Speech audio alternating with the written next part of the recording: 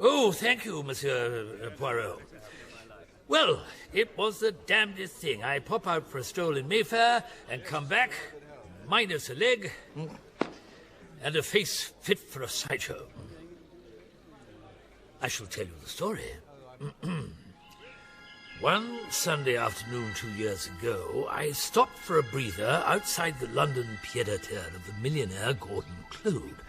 I'd heard that Gordon had returned to England with a child bride, one Rosalind, Irish girl, actress, whom he'd met and married in New York. Never having seen her, I was hoping to catch a glimpse. Gordon had summoned his brother Jeremy, his wife Frances, and the rest of the family Claude up from the country to meet this Rosaline for the first time. Mark my word, she's a bloody little tart. Oh, darling. There she is. You've never even met her. I don't need to, Adela. I know the type. Slack, greedy, and cunning as hell. Well, the introduction of Rosaline proved a rather more inflammatory affair than any of us had anticipated.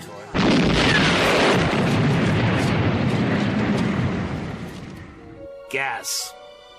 Someone called to say they'd smelled it. Blew the front off Gordon's house. From the inside, Gordon and a dozen others were killed instantly. The Claudes were sufficiently far from the blast to escape unscathed, but miraculously, Rosaline also survived. She just walked out of the inferno. She'd been in the cellar with her brother, one David Hunter, choosing wine. Poor Rosaline. Widowed for the second time at the age of what? 23? So she was married before? Oh, yes. Bloke called Robert Underhay, a chum of mine. Served with him in Mombasa, hence my interest. You see, sometime before all this occurred, Underhay died. Well, he disappeared into the jungle. Didn't come back. Ah, Poirot, there you are. Sorry to keep you waiting. Porter? Claude. Shall we go into dinner? Wait. Major. Yeah.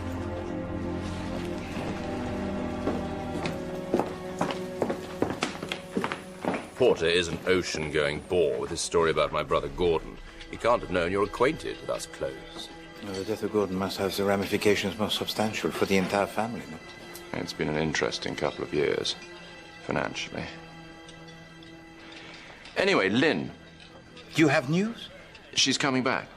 To England. To stay? You know, your niece is a child of whom I am most fond. Child no longer. She's engaged to be married. No. Cousin of hers, in fact. Rowley. Farmer.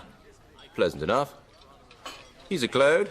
Lynn told me to invite you to the annual do at Furrowbank. You can meet Gordon's widow for yourself. Now, beef. Well done. That's how they do it here. And then, spotted dick and custard. Yes, sir. Now, wine. 2 glasses of the house red.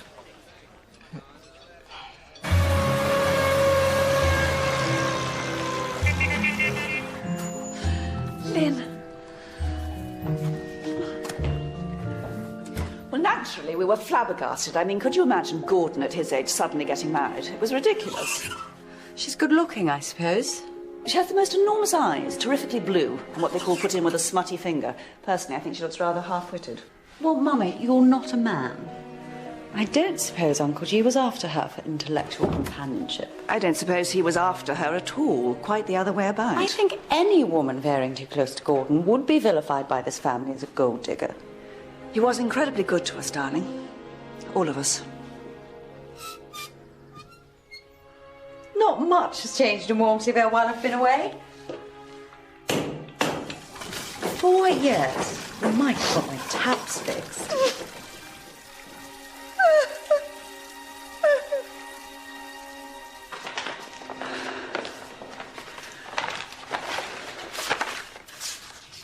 These are all unpaid. When your father died, Gordy took me to one side. He said, "Now, I don't want you to worry about money. Anything to do with the household, just put it in an envelope and send it to me." Well, you've put it in an envelope. Dear God. Can you recall one single instance of extravagance in this house? Can't what's-her-name continue the arrangement? The widow. All she'd have to do was write a cheque now and then. She couldn't possibly. Well, I doubt that Rosaline would object, but her brother would. Very, very nasty piece of work, that one. What's the brother got to do with anything? He controls her. Controls what, precisely? Everything. Her money, her diary, her conversation, such as it is. He runs Farrow Bank as if he owns the place. Your answer, and I doubt very much that David Hunter really is Rosaline's brother at all. Oh, thanks, Roly.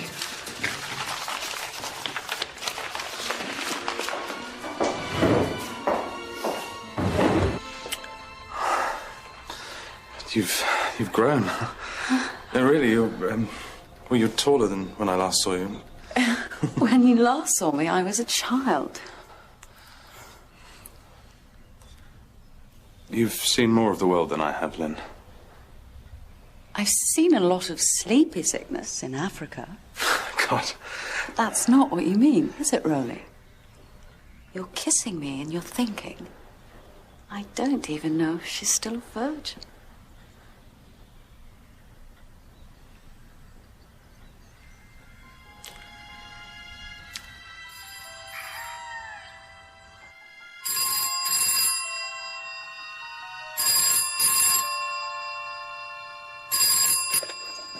Rosalind Claude. You're not a Claude. You're a slut. A filthy, stinking, Irish slut. What about me?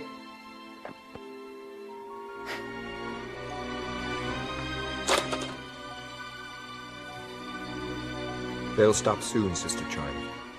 I'll make sure of it.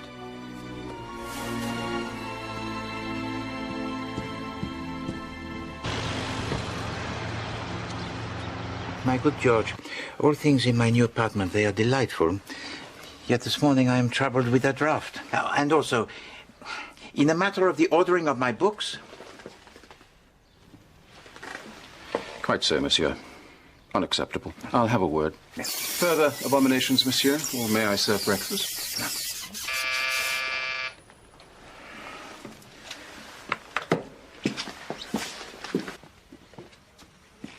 My dear monsieur! Madame? Shall I sit here? Oui. What marvellously square furniture you have. Not a curve in the place, madame. Not strictly true now I've arrived. Now, I expect you have heaps of questions to ask me. Merci bien. Madame, who are you? Mrs. Catherine Woodward. Lynn's aunt. Lynn's mother, Adela, and I are Gordon Claude's sisters. Did you not get my letter? You're the first post, monsieur. Ah, merci, George. Here. There we are. That's the fellow. Merci, madame. When I heard you were coming to Wormsley Vale to see Lynn, I thought, bingo, just the man for the job. You see, the Child of Light has been particularly forthcoming on the subject of Robert Underhay, Gordon's widow's first husband. The child speaks for the dead. But of course. First-class spirit.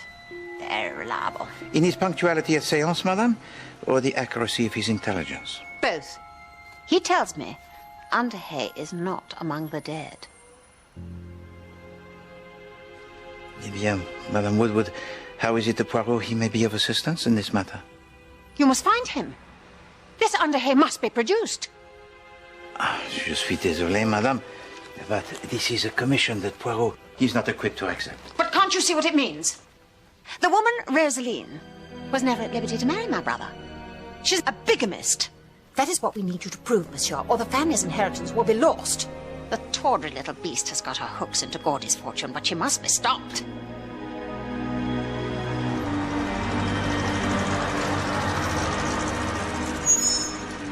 Merci.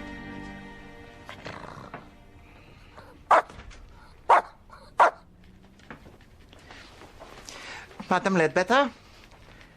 Count? How do you know my name? I have had the pleasure of making your acquaintance, madame, on previous visits to this establishment. Hercule Poirot? You killed what? Welcome to Wormsley Vale, Mr. Poirot. I'm so sorry. I was engaged with the telephone. Foreigner, Beatrice. Do you remember Mrs. Ledbetter and Count Bismarck, their residents? Indeed, I do. Then they require no explanation. Let me show you to your room. Merci.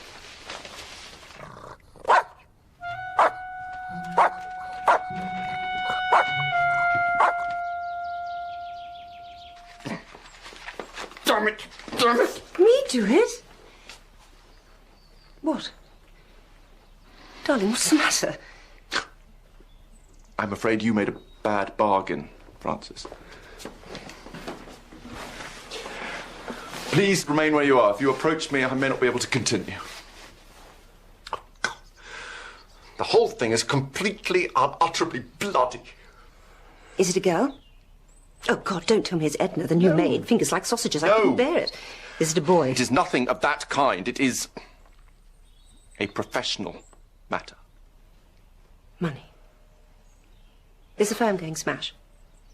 Are we to be bankrupt? You know, don't you, that I've never cared about money in the slightest. It bores me to tears. Would it be helpful if I asked you questions? You could nod. Whose money is lost? Is it ours? Is it the client's money? Is it very much that is gone? Pensions. You spent the client's pensions. Jeremy, my father was a baronet. He was also the most almighty, feckless, sponging crook. My brother Charles is just the same.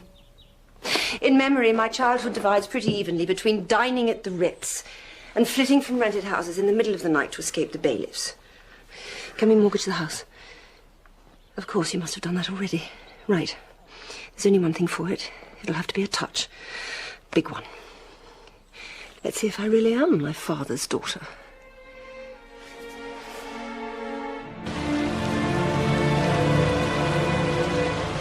Poor old Followbank. I've never seen anything so vulgar in my entire life. It's as though we're going to an orgy. The place stands empty all year. It exists merely for the most occasional party. A more perfectly disgusting display of extravagance I can't imagine. Quite. But not what you used to say when Uncle Gordon was around. The Child of Light is adamant. Oh, see, that's handy. In what particular... About Robert Underhay. Who? Rosalind's first husband. The child is never wrong, and he insists Underhay's still alive. I fear for Rosaline. She's guilty of the sin of bigamy, and when she dies, her soul will burn in hell for eternity. The child's quite unequivocal about that. Aunt Cathy, if you mention any of this hurtful nonsense tonight, I shall be very cross with you.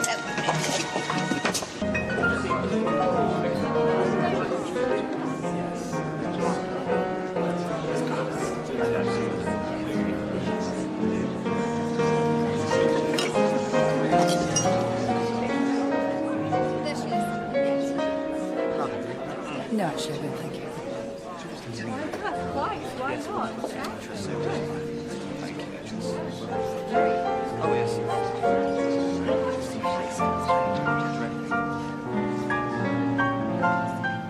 Can you feel it? What? A hatred. I think you're David Hunter. Long lost Lynn, yes?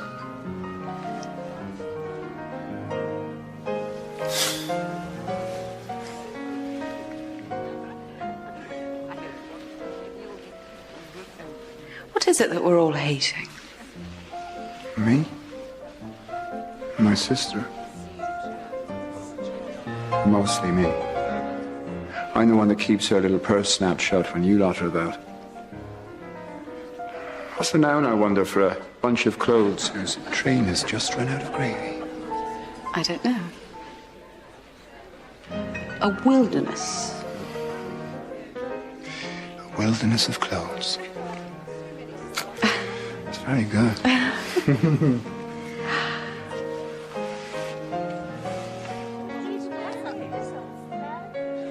Boy, are you marrying Rowley. Such a thug and a bore. Look at him. Try not to stare at us. Worrying what I might be saying to you. As he should. Your sister Rosaline, tell me about her. Well, She's not very bright. But then you can see that for yourself. You're like me. You see everything.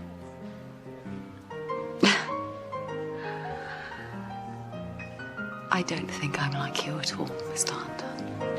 David, my dear, you're very pretty, but you need beefing up. You absolutely must try these. Why? Have they got the poison in? What?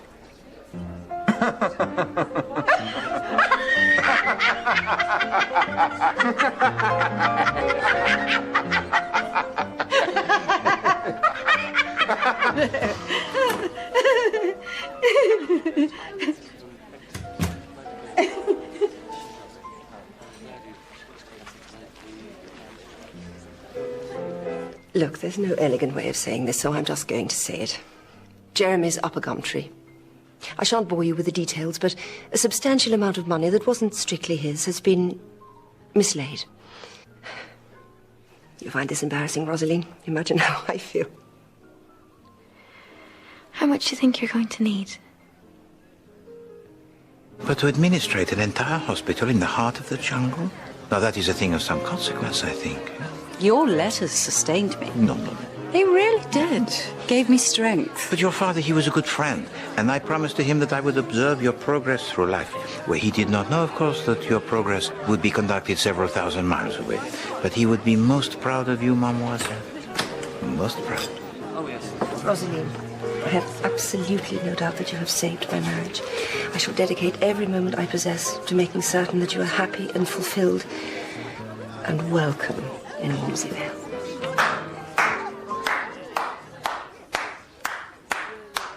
Brava! Brava! Tell you what, Rosaline, you could do worse than getting a few professional tips off this one. She's a natural. If you'll excuse me, dear. No, don't rush off. Let's discuss inhabiting the character, motivation, plot. You're in my way. Well, that's because my intention in this scene is to prevent you from leaving. Until I've asked a question. How much?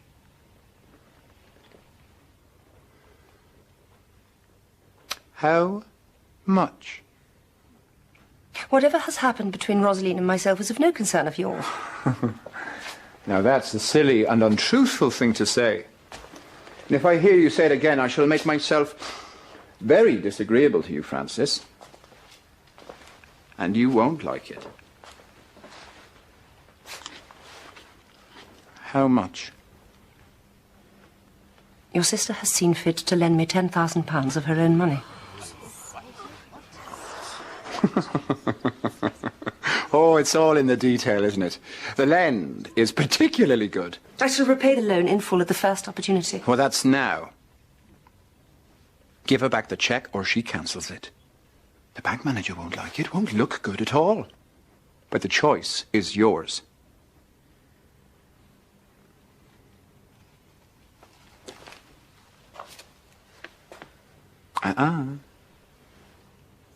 As you so rightly say, it's not my money. It's Rosaline's. You give it back to her.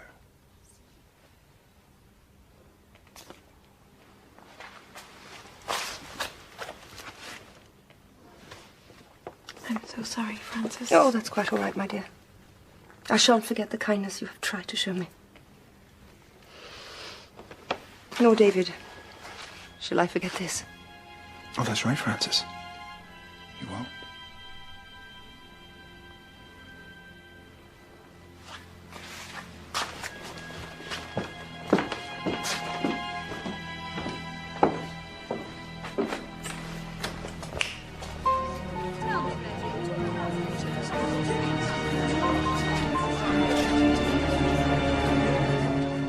Quite the most extraordinary evening. Good night, Bertie. Night, Stella. Don't be long, darling.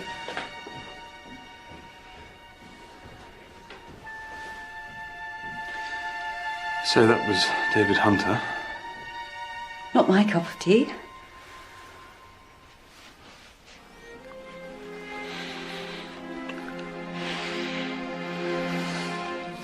The answer to the question you asked earlier And what question? Oh, God, Lynn, I never for a moment... is yes. Still a virgin.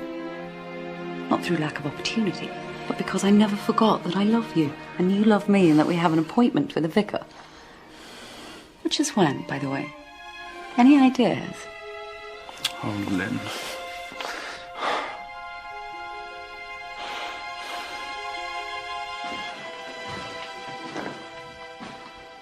I want to go home. Real home.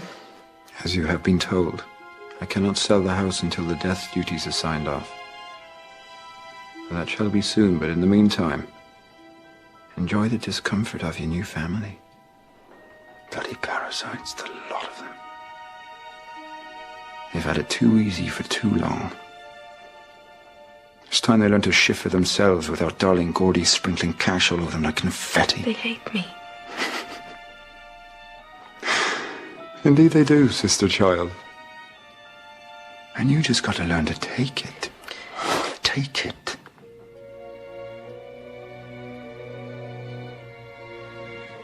Now, what are you going to do? Everything you say, David. And everything will be. Peaches and cream. And so it shall. And so it shall.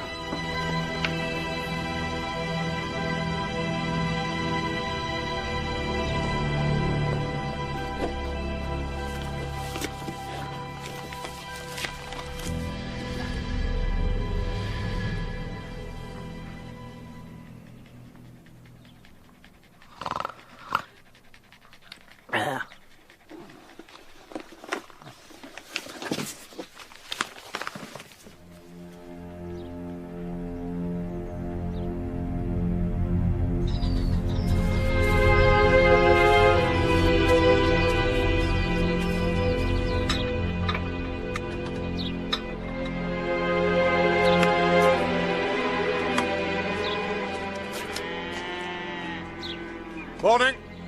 Morning. I'm looking for a place called Poirot Bank.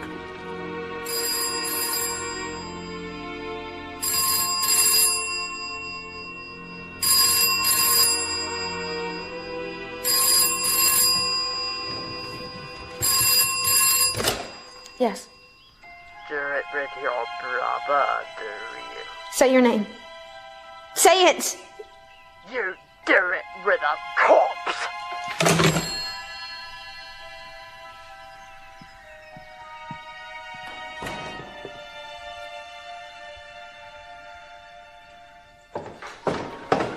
Who was it? What again? Did you open anything?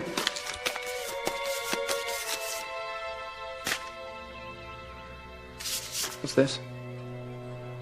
Came by hand? I didn't open anything. See who brought it? I spent enough time staring out the bloody window. Can I go now? No.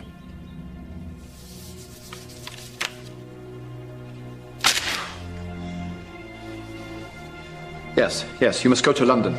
Now, Rosie, go and get the driver. Go!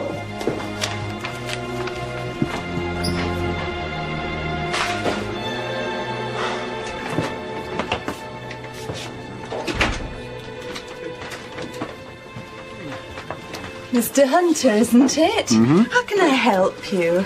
Well, a guest of yours has invited me to call upon him this fine day. Come.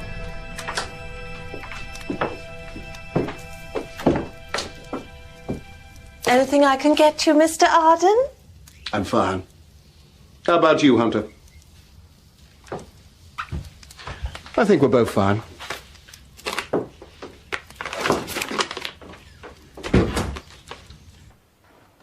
Call on me this afternoon to learn something of interest concerning the husband of your sister Rosaline. Doesn't say which husband. Only one husband, old boy. Robert Underham. I tell you what. You say whatever it is you have to say, Mr. Arden, or I'll tip you out on the pavement on your scrawny arse. Old boy.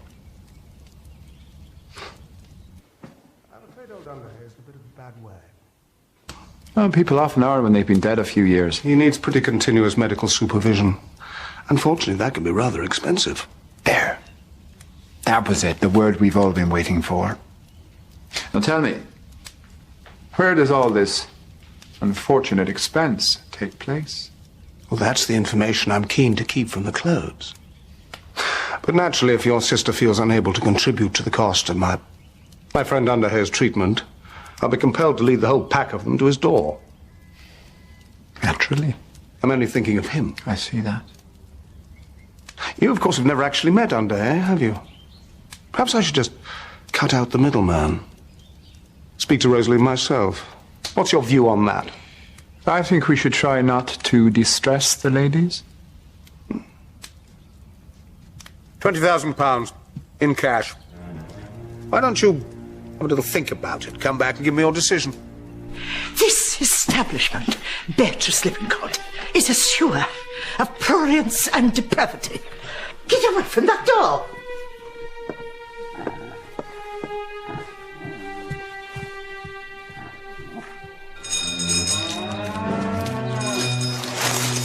Come in, keep your hair on. Whoa, slow down, slow down. You're gabbling. Yeah, I've seen him. He came around the farm. Paunch, soft hat. Did he now? Wait a minute, this is... Christ, you're sure he actually used the name Underhay? And the bloke's still there, yes? And Hunter's gone? Yeah, bloody right, I'm going to want to have a word. So will Jeremy. I'll scoop him up and we'll be straight round.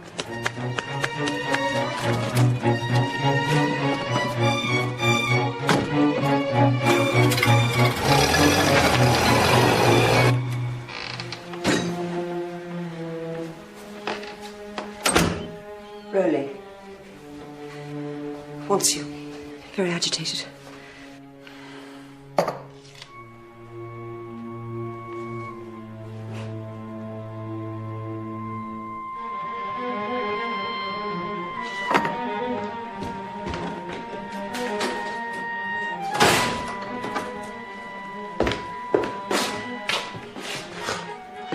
That boy.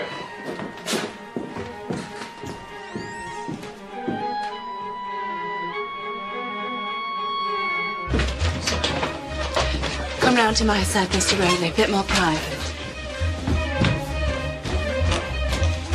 Don't speak. Listen. Call the bank and tell them you wish to withdraw £20,000. I'll come up tonight to get it. Because some man's turned up threatening to produce Robert Underhay alive. He may actually be Underhay. God knows, I never met the bugger when you married him. But the situation is not going to be improved by you asking questions, Rosaline. There is no alternative. Our future depends on it. Everything depends on it. Now go call the bank. There's my good girl.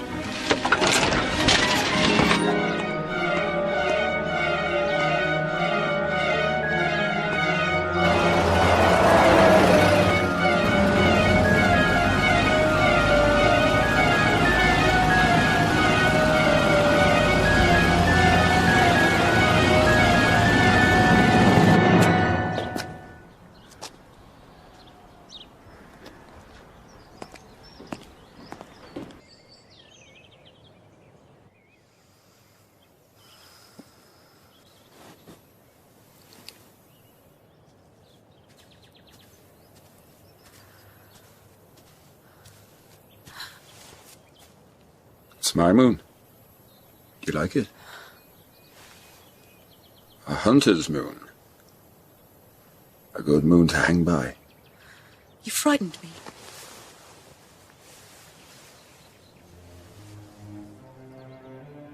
You're trespassing. Forgive me. What are you doing here? Romantically enough, I'm trying to catch a train.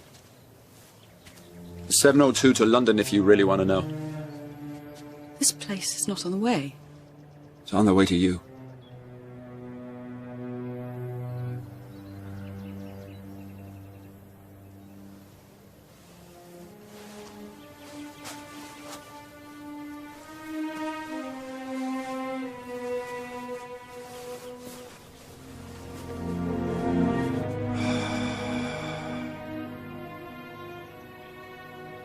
What were you thinking? Just now, here on your own, looking at the sky. Don't prepare your answer. Tell me.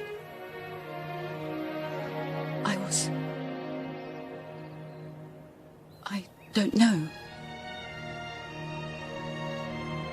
I was thinking about the horror of drifting.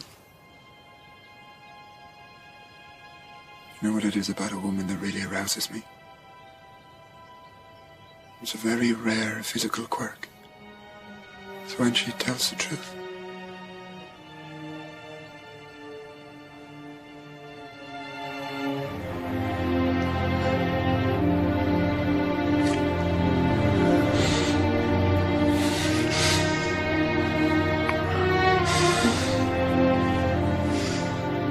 Not here.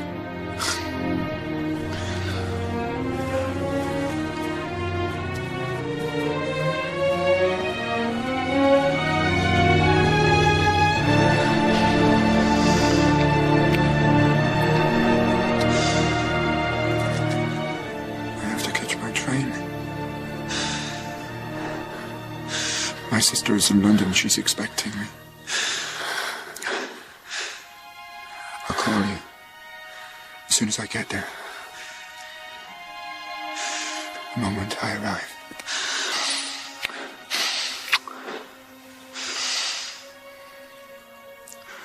Go into your mother.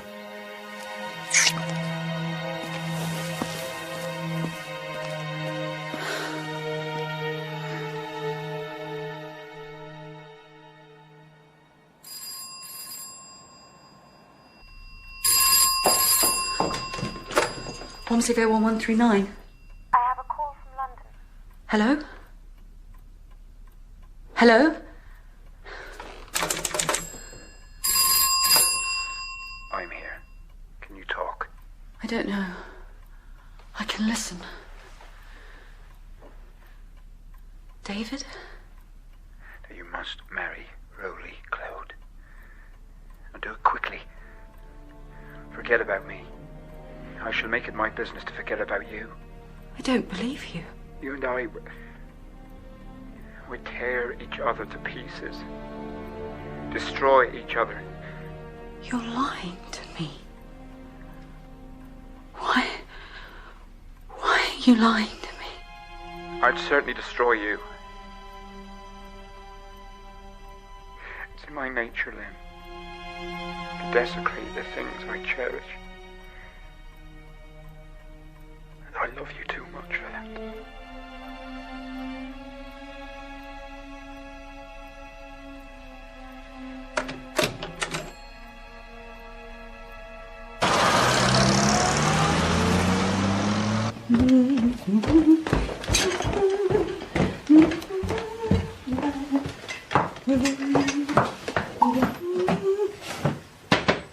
Mr. Arden, are you decent? Breakfast?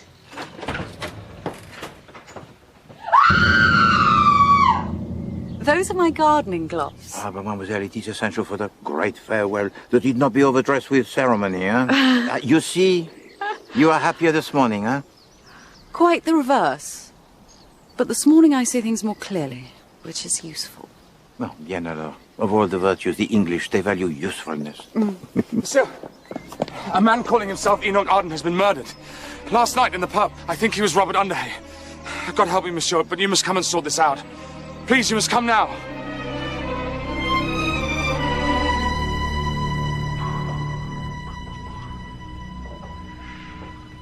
Here's a bit of luck then, anyway. You being here, you'll be able to show me how it's done. This detecting caper. Superintendent Spence. Superintendent. Even better, I believe you're acquainted with the Clodes. How is that better, Superintendent? Prickly bunch. Handy for me to have a man on the inside. Dr. Lionel, come in. Ah, Monsieur Poirot. Doctor? Well, this, presumably, is the patient. You know, the woman Lippincott is telling all and sundry that this is suicide. Dear Beatrice. It's not the most efficient way of dispatching oneself. Smashing in the back of one's head. with a set of fire tongs. Now, the time of death. Between 6 and 9 last night. I agree. I'm so glad. And Beatrice heard Arden at 8:30, which narrows it down quite nicely. Now, I will fill in the certificate, but if you don't mind, I must be getting along. I have other patients to attend to, unlike this poor fellow. Their treatments are billable. Mr. Claude, there you are, good. Is this yours, by the way? I found it upstairs in the bedroom. Not my colour, Superintendent. Quite right. Definitely one for a brunette, though. He must have had a woman up there. Yeah, where were we? You were upstairs looking at the dead man. I was down here being treated as though I'd killed him. Did you? I did not. I told you. Beatrice rang me up. She'd overheard this Arden character lobbing a colossal blackmail demand at Hunter, reckoned I should pop round and confront the bloke. So, a round you duly popped? Wouldn't you? And what did he say to you, this Arden? Well, he didn't seem particularly surprised. In fact, he tried it on with me, the bugger. How much will the family pay for definite proof that Underhay is still alive? I'm afraid at that point I rather lost my rag. Told him if Underhay was still around, we were perfectly capable of... What is lost my rag? It's when you lose one's temper. Thank you. So I told him if Underhay was still around, we were perfectly capable of establishing the fact ourselves. We're not, of course. That's why I came to you. At what time did you lose your rag, Mr. Claude? I don't know. Too busy storming off. Ask B. I have. She says 6:30. Then I expect that's when it was. I also expect B told you that Hunter came back here just after I left, which makes him the last person to see Arden alive. Eh bien, we shall have the need to speak to Monsieur Hunter and his sister. They're in London. Tiens. Superintendent, will you be good enough to make the telephone call and to give to them the invitation most pressing to come this afternoon to my apartment? I'll get a car to take us to London. Merci. Johnson? And George, the guests, Monsieur Hunter and Madame Claude. Already here, monsieur. Monsieur. Oui. Merci. They've made themselves comfortable.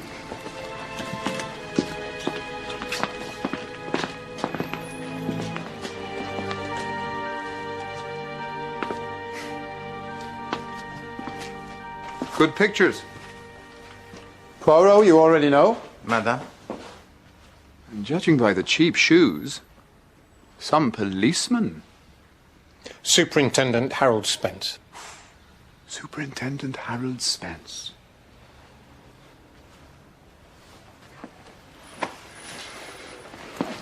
It is so good of you both to come at such short notice.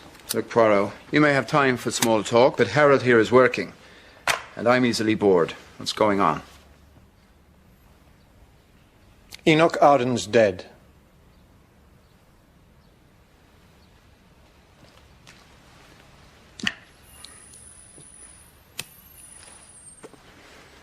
You interest me, actually, Harold. Go on.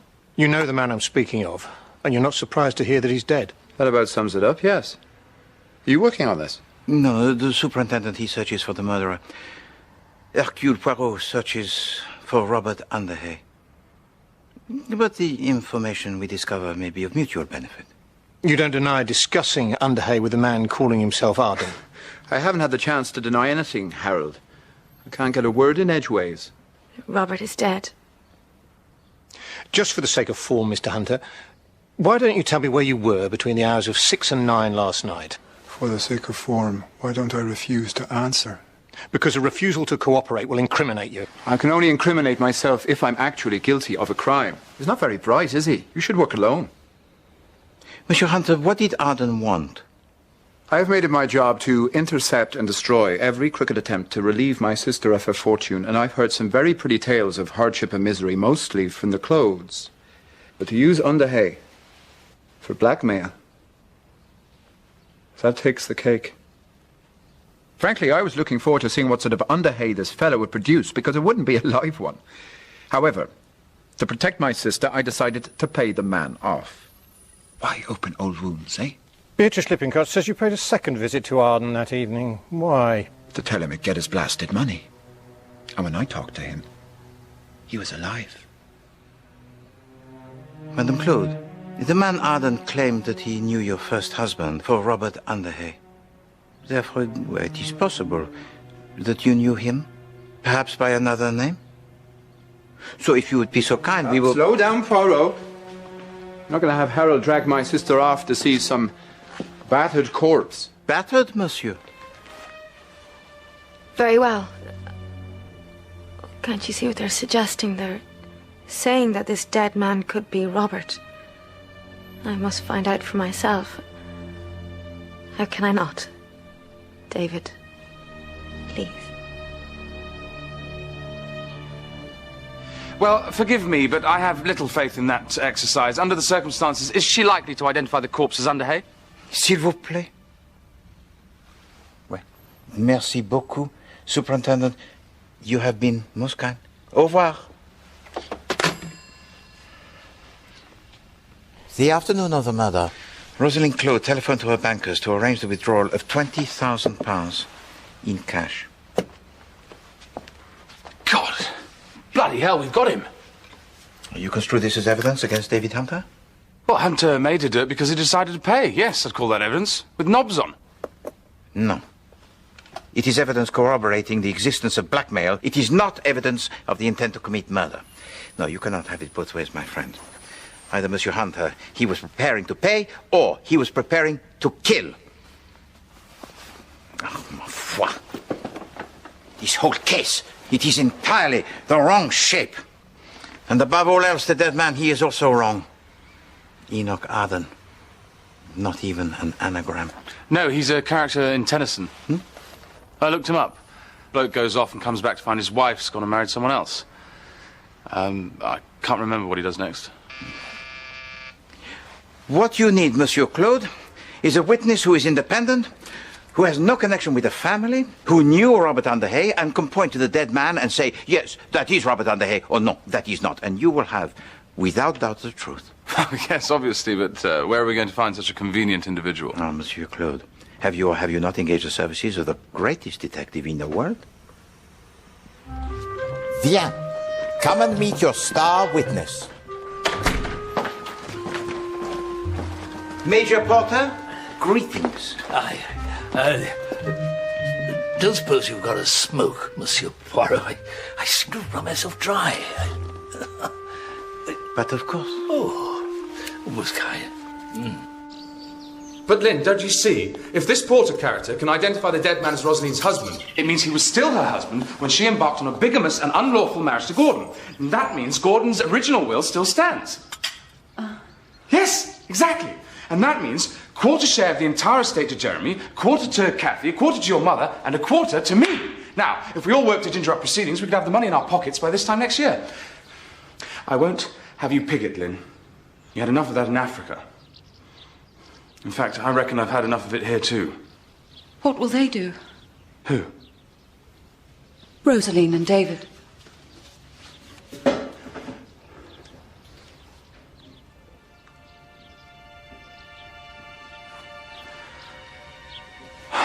You're a good woman, Lynn.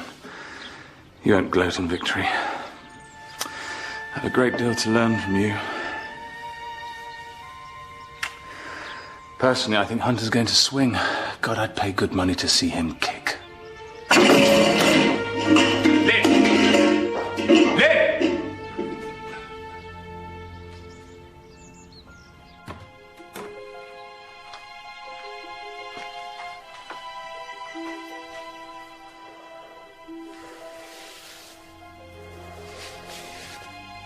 I didn't do it. We both know I can make you believe that. But I want you to believe it freely. Because it's true. I can't believe I've had to come back to this bloody place. There has to be an inquest, Rosaline. It's only one day. It'll all come out. About me. Nothing will come out. Because nothing will come out of here that does not come out of here. And that is how all shall be well.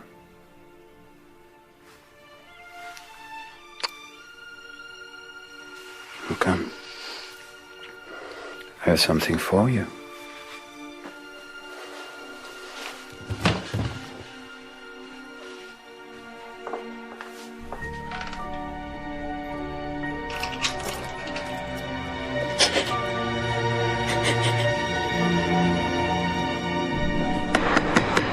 Thanking you.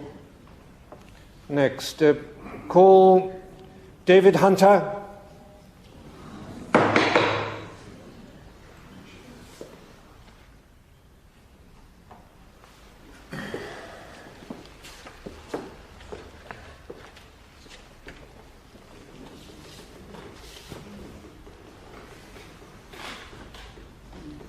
Mr. Hunter, you received a letter from the deceased summoning you to the public house, the Stag?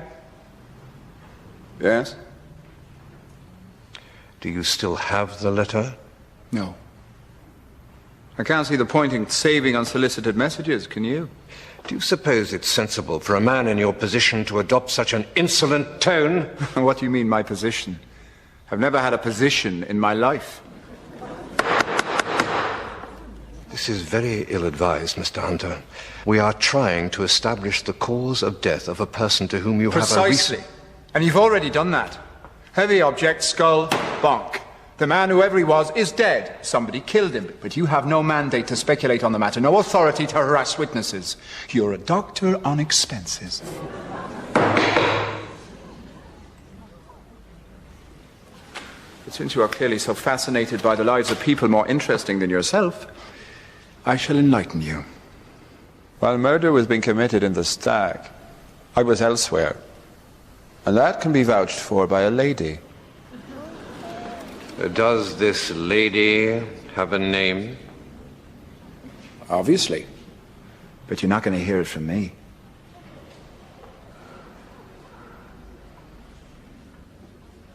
Call Major Porter.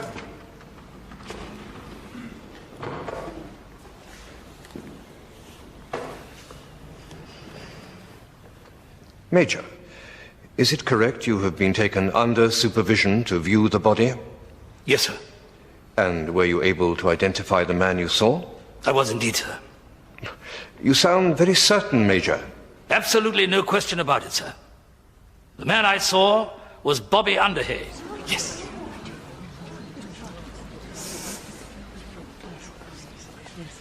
Now, Mrs. Clode, Major Porter has identified the deceased as Robert Underhay. Absolutely no question about it. What do you say to that? I say the Major is mistaken. But he is adamant. He served with Underhay in Mombasa, he messed with him, paraded with him. If the Major was a close friend of my husband's, then why did Robert never introduce him to me?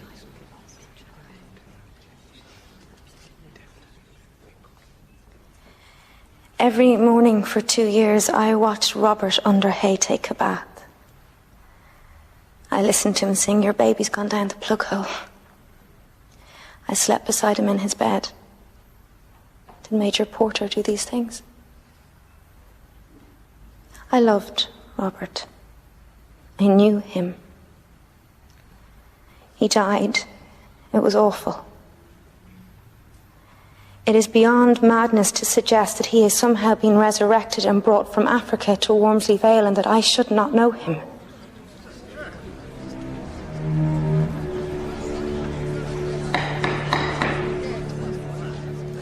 Plucky girl, Rosaline.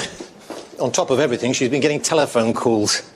Usual filth. Someone doing her voice. There's nothing we can do about it. Superintendent, if you please to help me with the English idiomatique. When Monsieur Hunter professes himself to have no position, does that mean he considers himself to be a gentleman of leisure? Probably. Though by trade he's a road builder. Monsieur Hunter, he is a navvy? No. Engineer. At least he was till little sis hit the jackpot. Tunnels through mountains, that sort of thing. He's an expert. Now that is information that is most intriguing. Whatever he is, he's up the creek if this lady doesn't pipe up on his behalf, and pretty sharpish. Because I'm going to have him. He's going to hang. Humbug?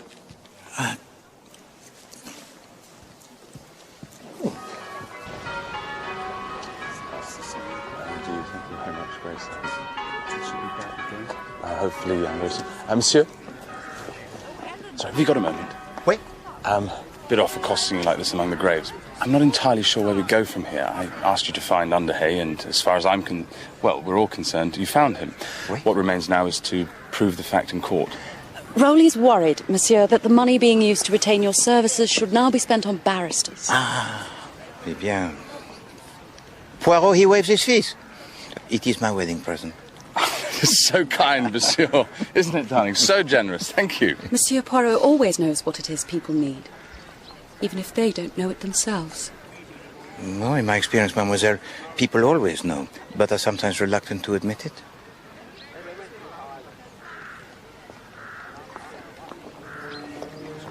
Excusez-moi.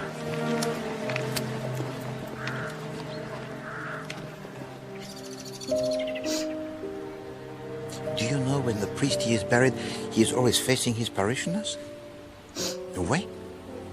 Because when the day of judgment he comes and the dead, they all arise, he can greet them and lead them through the gates of paradise. It is a beautiful idea.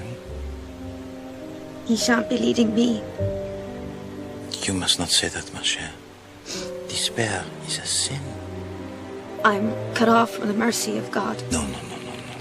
Nobody is cut off from the mercy of God. Ever. I tried to pray. And it feels like I'm gonna choke. God is patient. I'm just a simple farm girl. I never wanted any of this. Holy Mother and all the saints, sir. But I'm a wicked bitch. You have told a lie. The man you saw was Robert Underhay. No. Yeah, and your brother, he killed him. No. That is what the police believe.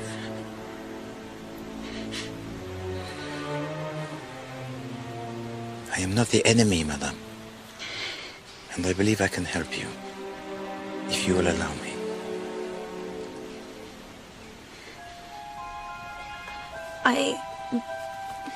It's David. I need David.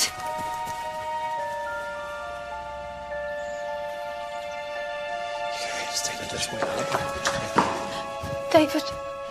My God, look at you. Church must have been a riot.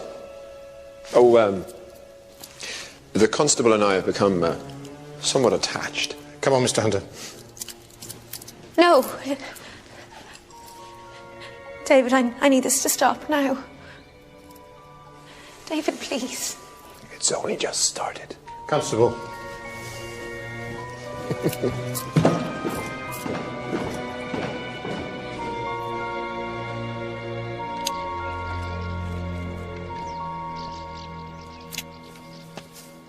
Monsieur, I hoped that you'd come. I wanted to talk to you earlier, but I couldn't. Wait. I noticed at the church you were not happy. I've changed, monsieur, and I don't quite know how to cope. No, mademoiselle, you have not changed at all. You went to Africa because you wanted to get away from England, huh? Because what was England to you? Your school that was cold, the food that was grey, your climate that was dismal. All of that? No. You left England because you wanted to escape from Rowley Claude, and you still do. You've been talking to David? No. But you have. He spoke of you in court, did he not? You're a devil at knowing things, aren't you, monsieur? That is my métier. We talked for... what, a couple of minutes? Here, in this garden. I thought... this man... I need him. Even if he beat me, I would kiss his hands and love him. And David Hunter has placed his life at your disposal. Do you know why? To force your hand. For to save him from the gallows, you must stand up and say, yes, it was I. I was with him at that time. And Rowley Claude, he will discard you. David's trying to protect me from a loveless marriage. Oh, perhaps. But perhaps he plays with you the games most dangerous and cruel. But he's made you his alibi, and you must stand up.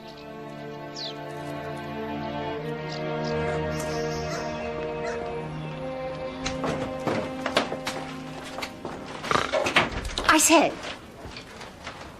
Madame? How was church? We don't go, of course. Lionel's an atheist, and I converse regularly with Joseph of Arimathea, so I really have no need. Sit. Let me see your eyes. But, Madame, I do not wish to disturb. Oh, he's always nodding off. You have a lot of unresolved indigo in your aura. Yes, I know it is a problem. Right. How can I help you? See, never very far away. No. Monsieur le Doctor, could you tell to me if the medical aspects of this case are entirely satisfactory? Kathy? Shove off. Righto. Can't be in the room when he discusses blood and horrors. I'll just go and powder my, You don't suffer from your bowels? Mercifully, no. Sound constitution and a clear conscience. I'll tell you what's wrong with the medical aspects of this case, Poirot.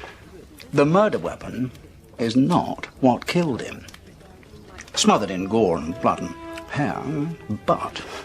It is the wrong shape. Clever you. Monsieur le Doctor, where were you at the hour of the murder? Here. I was called out to Cicely Ledbetter, which means having listened to her rant for an hour. But she pays well. And check if you like, wake her up. But you'll need your tin hat.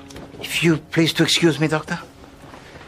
Oh, just one thing. Madame Rosaline Claude. What about her? I think she is not well. Be kind enough to call upon her and send to me the bill? Of course. The murder weapon is not what killed him. It is the wrong shape.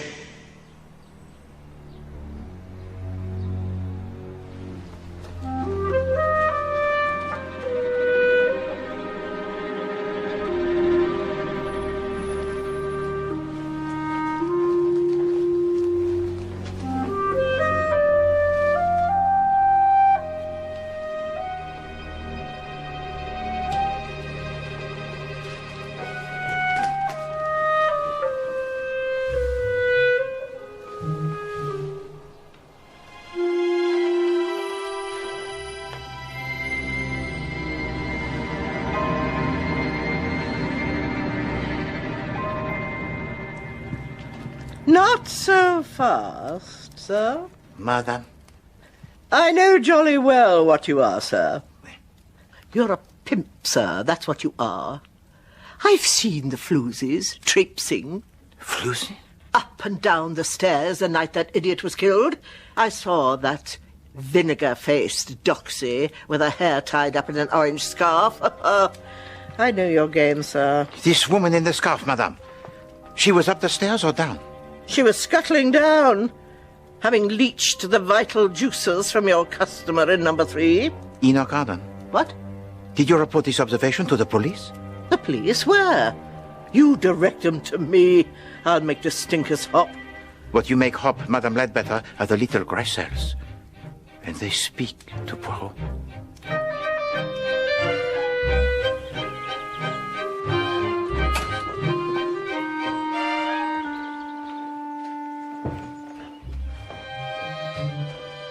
Hello? It is I, Poirot.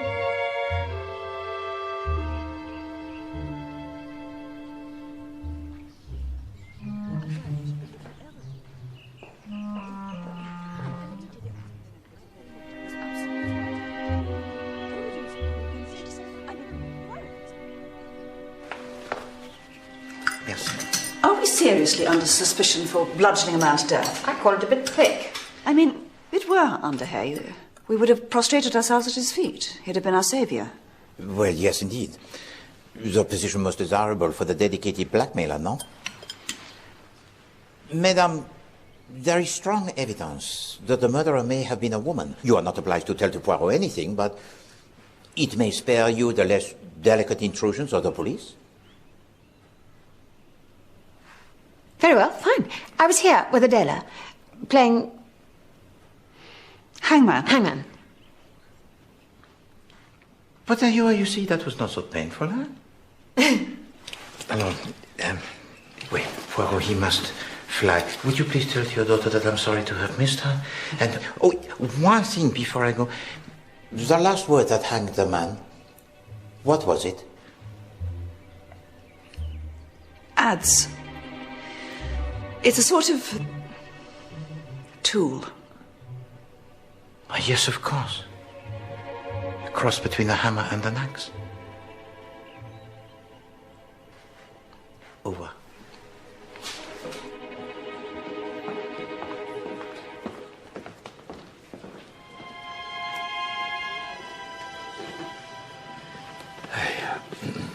Anything I can help you with, Major? No. Thank you, Gerald. That's what I ordered. Sir?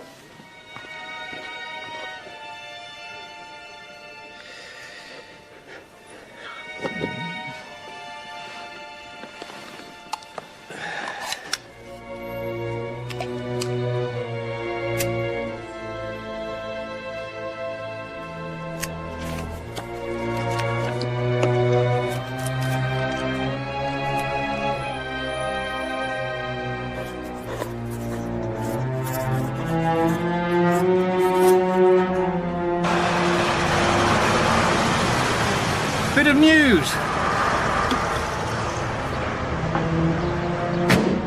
Bit of a blow for the clothes. Have to find someone else to identify Underhay to the judge. Punctilious in life and yet so indiscreet in death. And why not leave to me a message? There is a message, but it's not addressed to you. Dear Gerald, club servant, sorry to cause you extra bother. Have a drink with me, chin chin. With the note was 100 quid. Even under the circumstances, that's a big drink.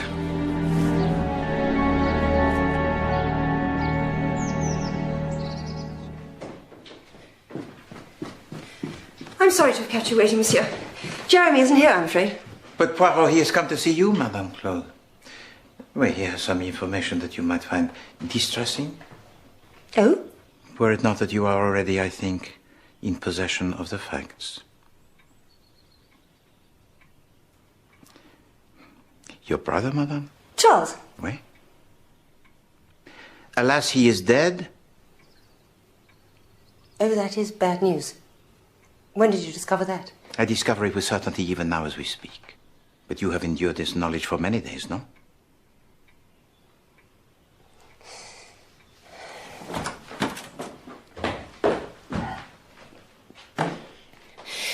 Damned if I'm going to cry in front of a stranger. You're itching to tell us how you know this. You might as well. Poirot, he sees things, Madame. It is a habit that he cannot change. No, it seemed probable that a member of the family, Claude, conjured into being this Enoch other. The guess of Poirot was that an actor had been instructed. But as he waited for you just now, he looked along the photographs of your family, and he found a space. A space where a photograph, it has been removed.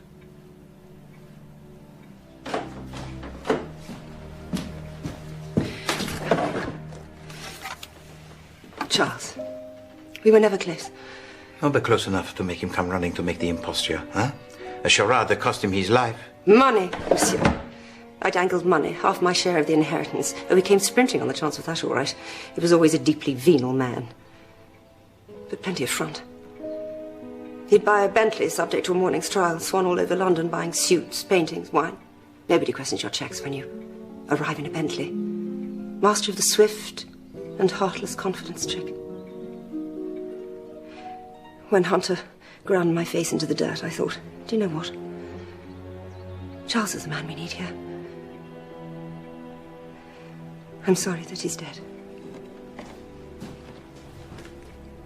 And Major Potter, Madame? Does your sorrow extend to him? What? This morning he killed himself. Huh? He left the entirety of his bribe to a servant that he barely knew. It was the action of a man who was in utter despair at his own faiblesse and corruptibility. What bribe? Oh, Madame, did you not bribe Major Potter to identify your dead brother as Robert Underhay for £100? I did not. Then what did you think, Madame, when he made this claim? A rank lie.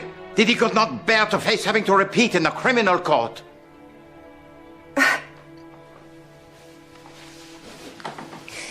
To be absolutely honest, monsieur, nothing surprises me anymore. The world has gone mad.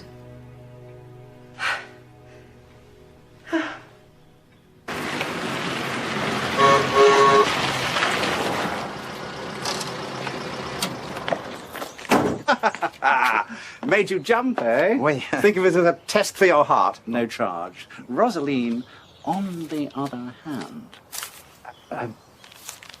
How did you find her? Run down. Under the weather. I mean, I think that can't be patched up with a few vitamin supplements, you know. These I have furnished. Now, effectively, what's wrong with her is shell shock from the blast. I mean, living with a bloody wretched brother doesn't help, of course, but there again, that's beyond my remit. My terms are 30 days. Comment? Ah, la douloureuse, oui. It's the tragic moment when one must pay for what one has consumed.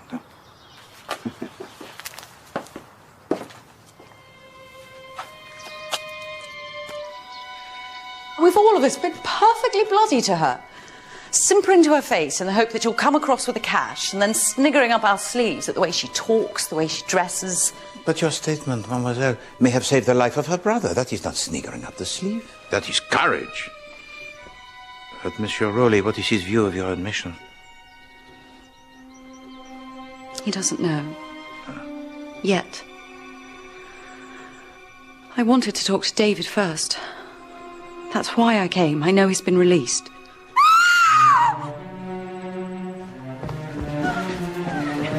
What is it? No, mademoiselle. Mademoiselle, please. Please, let Poirot. Trop tard déjà, hein? Trop tard? Not too late. She's breathing. Get Salva Latterly and call an ambulance. Smelling salts ambulance, now! Help me get her up on the bed.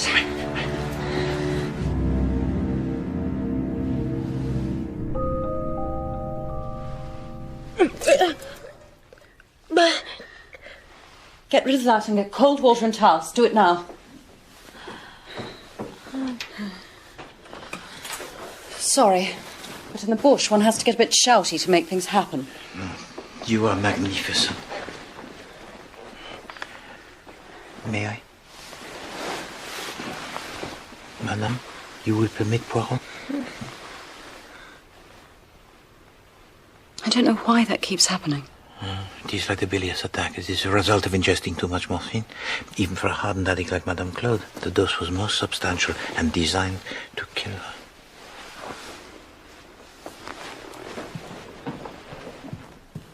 For 15 to 20 ampoules? Certainement. She should have died, but she did not. Why?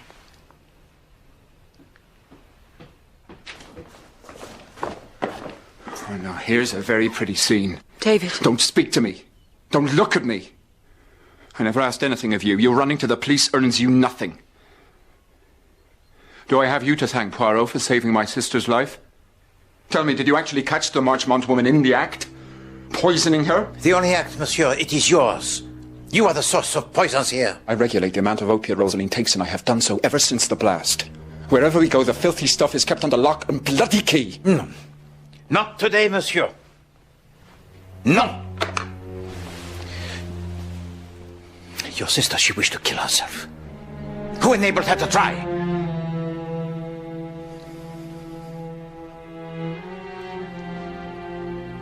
Get that woman to step away from my sister. I want Rosaline. Mademoiselle.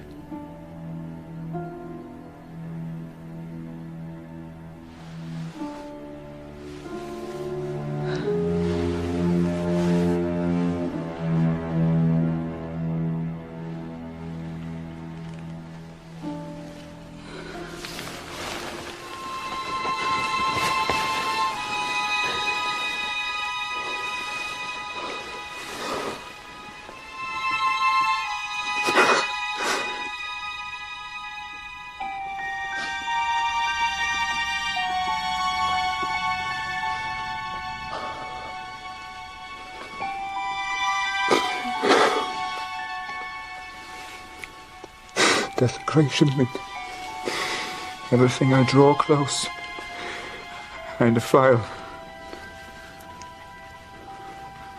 Make foul.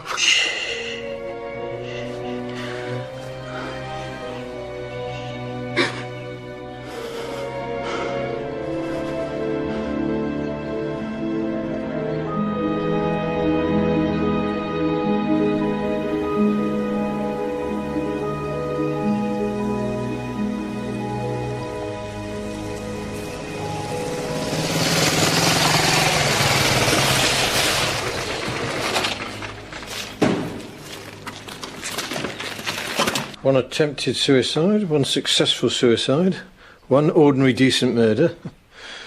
I don't understand any of it. Mr. Poirot? Oui? From Scotland Yard, sir. Merci.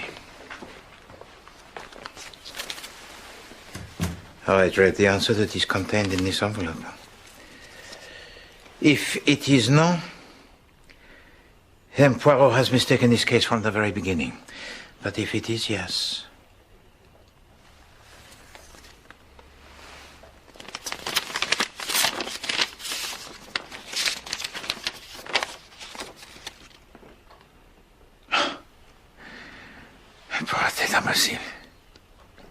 You ordered the newspapers, you read them.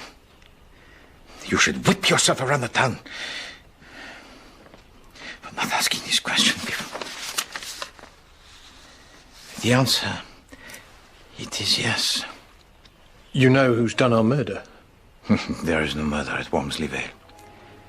But it is a place that harbors one who is guilty of the most cynical, merciless, abominable slaughter of many blameless people. Many. The carapace is torn away, mon ami. And the evil, it is disclosed.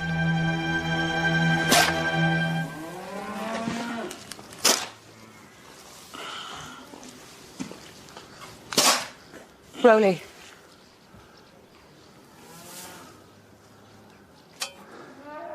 You've been crying. I shall probably cry again in a minute. Is this a good place to talk? Or shall we go inside? No, here's good. In the shit.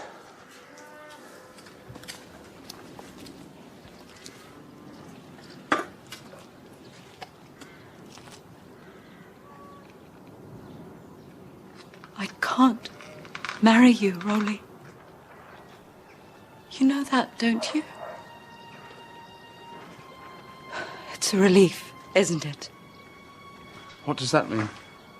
We've each been waiting for the other one. I asked you a question! It means, Rowley, that you and I are not suited to each other, and to pretend otherwise would be to condemn ourselves. So who am I suited to? I'd be fascinated to know. Somebody who properly appreciates what you're trying to achieve here. Someone for whom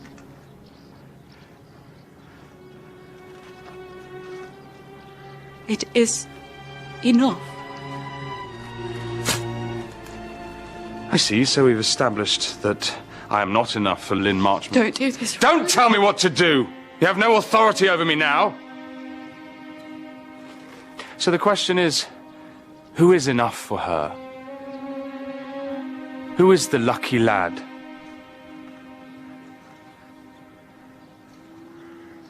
David.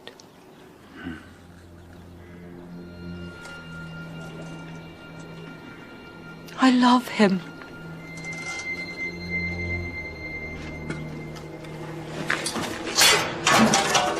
He loves me.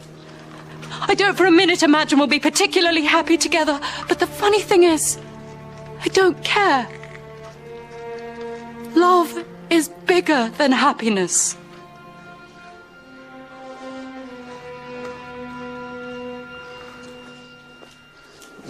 Bitch!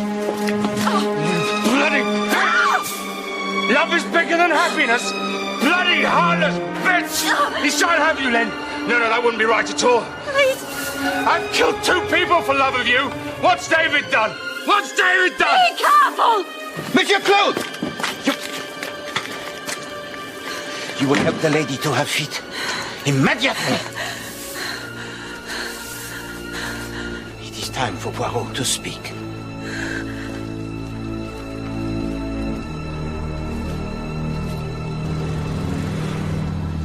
The death of Rosaline Claude.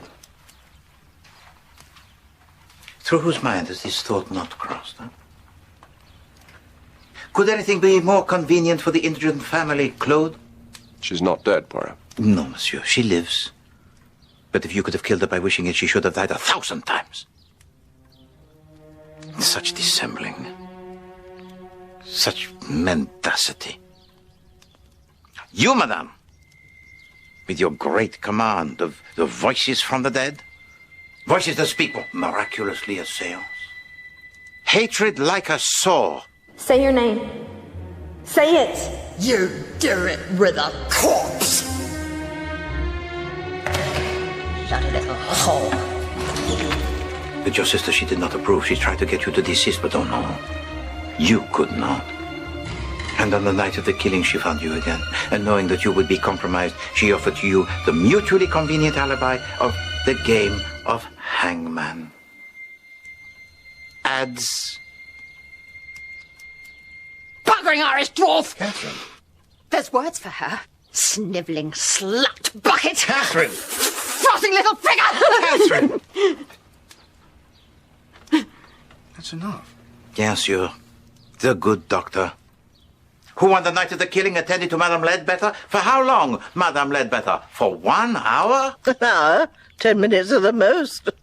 Charged me for an hour, the sewer. The physician, whose own digestive system is crippled by the colossal quantity of morphine to which it is subjected every day? Bon sang! No wonder this household is in need of funds. And then Poirot, he sent you to examine Rosaline Claude. Et voila! What you had suspected since the day of the trial, when you saw in her your own symptoms of intoxication. It was confirmed. Good. A fellow addict with a treasure trove of morphia. C'est marrant, eh, doctor, that your self-serving theft actually saved the life of the patient. For in her attempted suicide, she had consumed 15, 20 ampoules. But only a handful of these contained the morphine, because the rest you had emptied most hastily and refilled with the castor oil.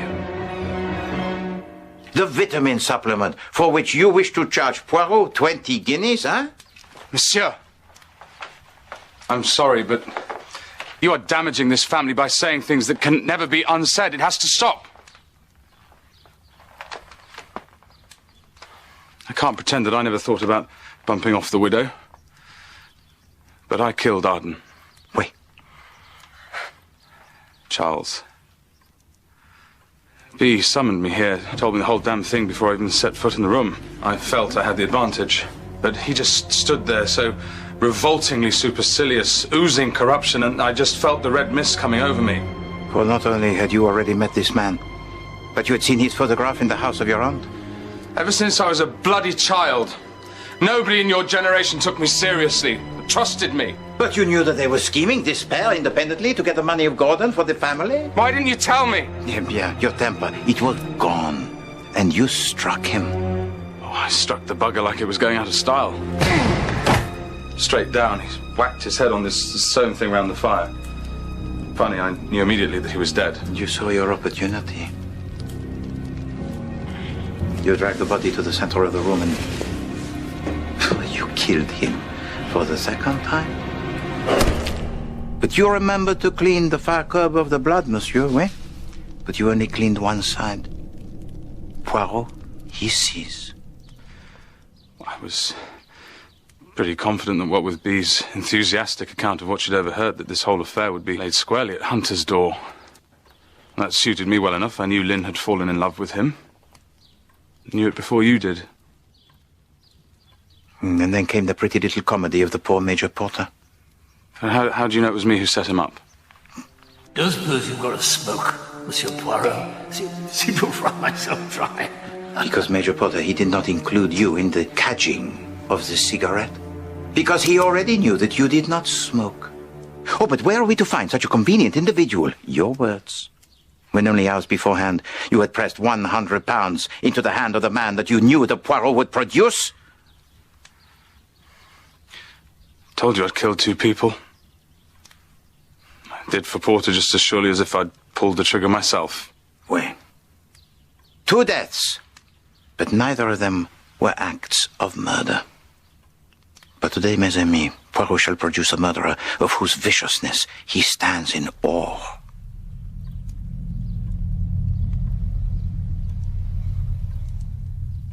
What about the tart in the headscarf? Madame Ledbetter, now that is a question that is most apposite. Can't understand her at all. No, but she is here with us now, madame. The cold-blooded murderer of whom I speak.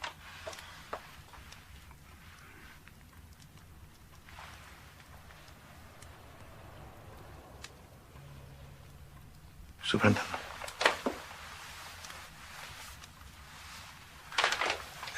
Purely for the sake of form, Monsieur Hunter, would you put on this scarf?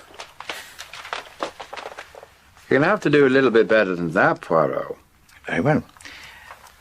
Superintendent, am I correct in assuming that you still have in your pocket the lipstick? Here. S'il vous plaît, pass it to Monsieur Hunter, again purely for this. No. It's undignified. Peculiarly lacking in dignity at the time, too. Then perhaps you might explain to us why you thought it necessary. Would you mind awfully doing it yourself? You seem fairly comfortable with the sound of your own voice. Very well. At 6:30, you return here to say yes to Monsieur Arden that you will pay to him the blackmail money. But you find him dead. And you realize that you are in imminent danger of being chained to a crime that you did not commit. So, oh no, you must not be here. You should be in London. So you seek out, or no, you converse with Mademoiselle Marchemont.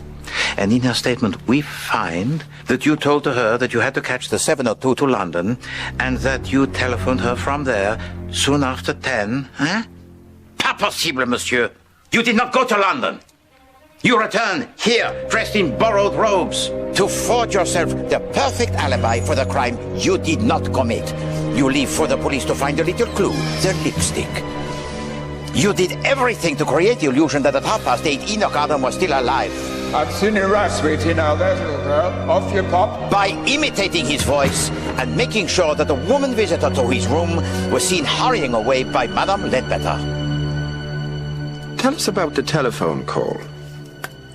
That's the bit that intrigues me. As instructed, at precisely 10:04, Rosalind Claude makes the telephone call to Mademoiselle Marchemont. I have a call from London.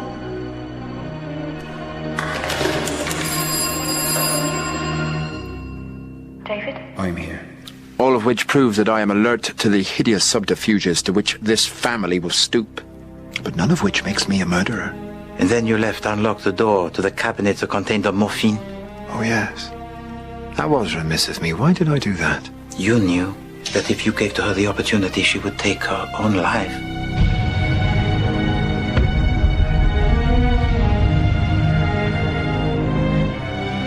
A final service for your delectation.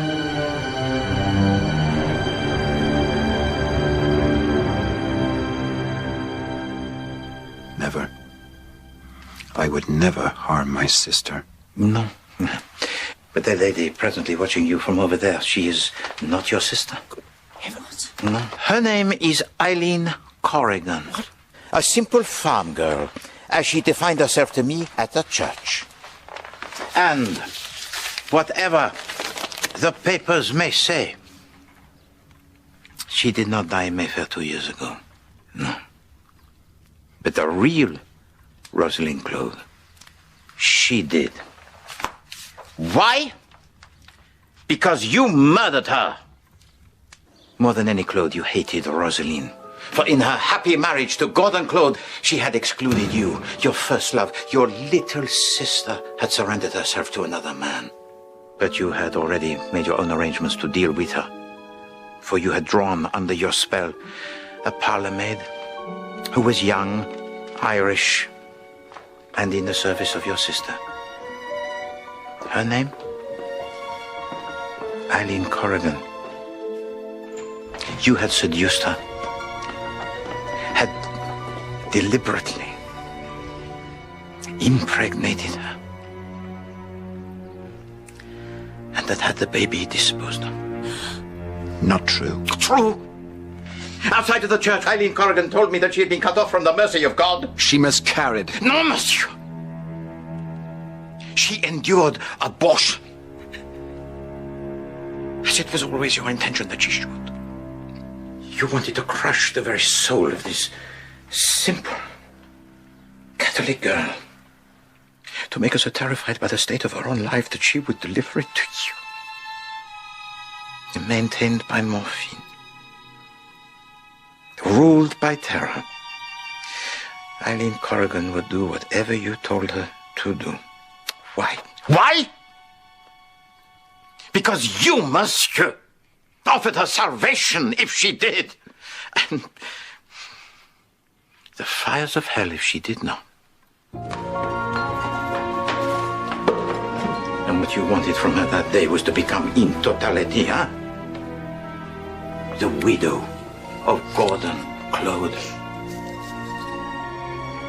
But your sister, she had a concern for you. She knew that her marriage had upset you, so she wished to use the occasion of this luncheon as a reconciliation. She wanted to beg your forgiveness, to have a share in her good fortune.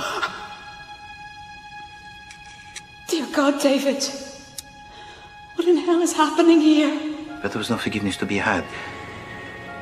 You punish her by taking her fortune for yourself, and so you'd send to her death, most violent, your only sister.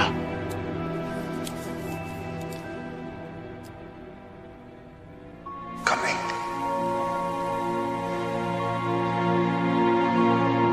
Coat my face. That's what you said, Mr. Hunter. And that's what I did.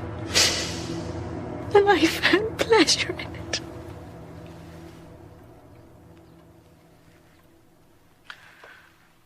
So your sister, she returned to her husband.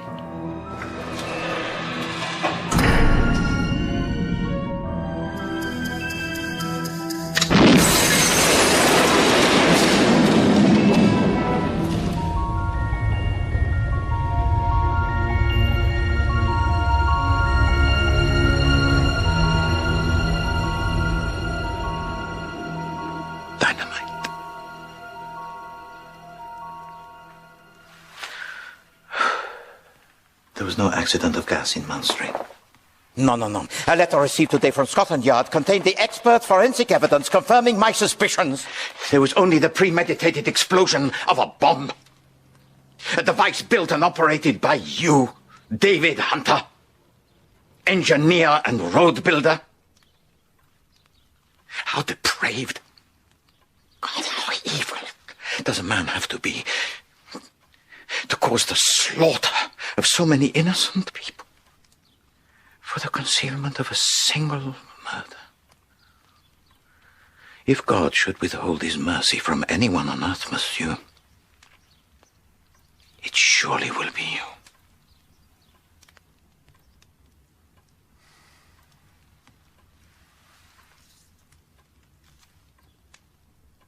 One thing you don't know. How many sticks of the blasting stuff is ticking away around this room? I can't honestly say myself. I did it in a bit of a hurry. But quite enough to blow this dreary little pub half a mile in the air. No, you won't. You won't do it. You won't do it. Because you love me. You love me, David. And this time you will care for what you love. You will not destroy it.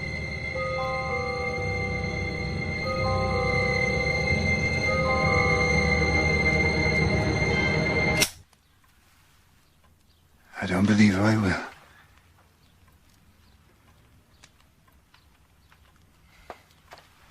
Besides, There is no dynamite.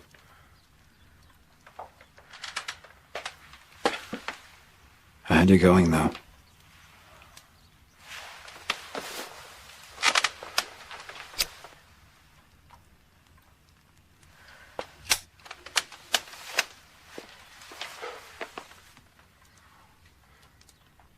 Your baby has gone down the plug hole. Your baby has gone down the plug. The poor little thing is so skinny and thin. It ought to be washed in the jug.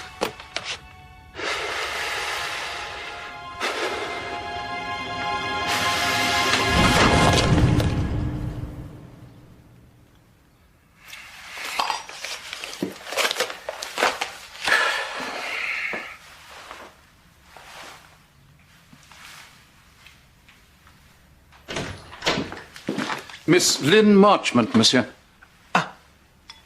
Bon, show her in, George. This is a pleasure so unexpected, mademoiselle. So this is for me?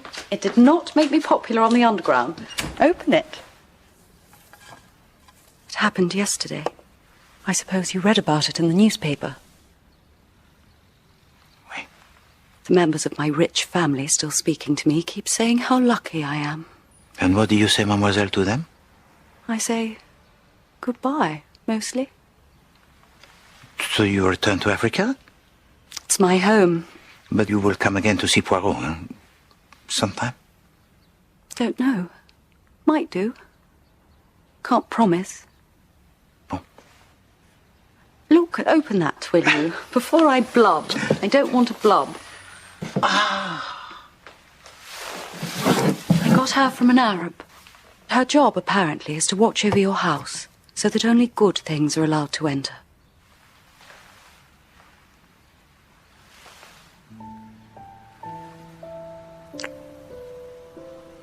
Write me a letter, monsieur. I like your letters.